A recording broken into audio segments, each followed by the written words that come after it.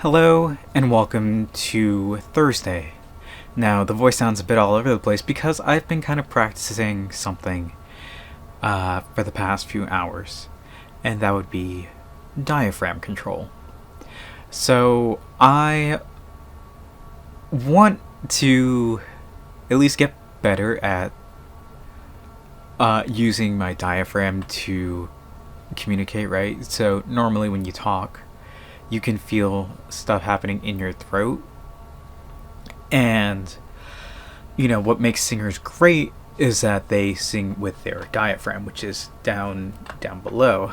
So, you need to, one, have good control of your lungs. So, one thing I've been doing today is just kind of like breathing exercises in a sense where you focus on so when people take a deep breath, they probably do this.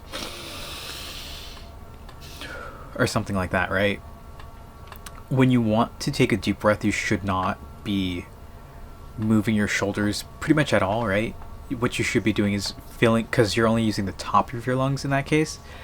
Your lungs are huge, so, inflate them like a balloon that they are, because they go further down into your rib cage. That's why it's there. So when you take a deep breath, you want to kind of inflate your lungs from the bottom up, right? So if I take a proper deep breath, it'd be like this.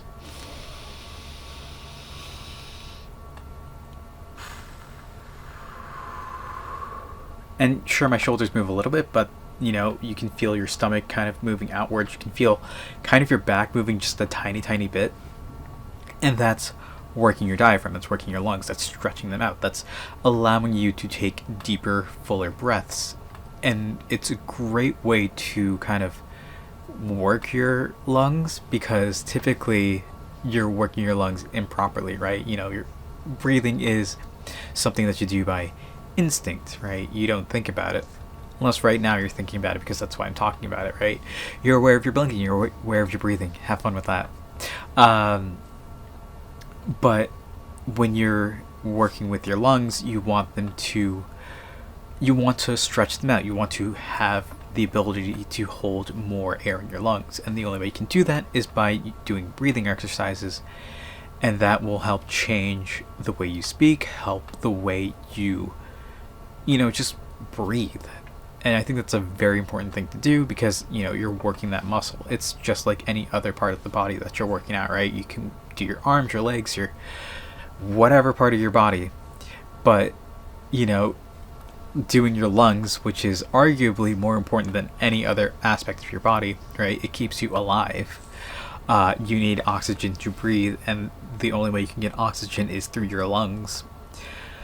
So, working those lungs out is probably the best way to accomplish said task. And I think it's a great little thing to do, just because, we're focusing on something that will help you in pretty much every aspect of your life, right? Having better breath control and lung health just leads to a better quality of life. And I think it's a great little thing to just work on and practice. And it's something that you can do when you're waiting for whatever, right? When you're busy doing who knows what, you can just take a moment to breathe. And you can do it all the time, right? It's a very, very great way to help just kind of like an exercise that you don't really need to do when you're nobody's gonna people might comment, but you can just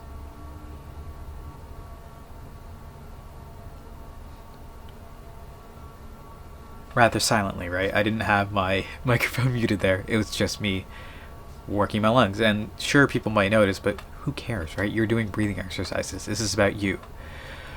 Anyway, I am surprisingly a little bit out of breath, but it's because, again, I've been working my diaphragm, working those lungs all day, just trying to figure out, is this what can I do here?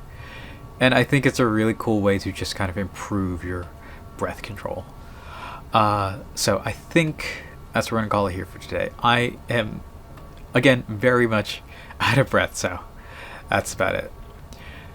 Thank you all for watching. I hope to see you tomorrow. Am I speaking correctly? Thank you all for watching. I hope to see you tomorrow. And until then, later.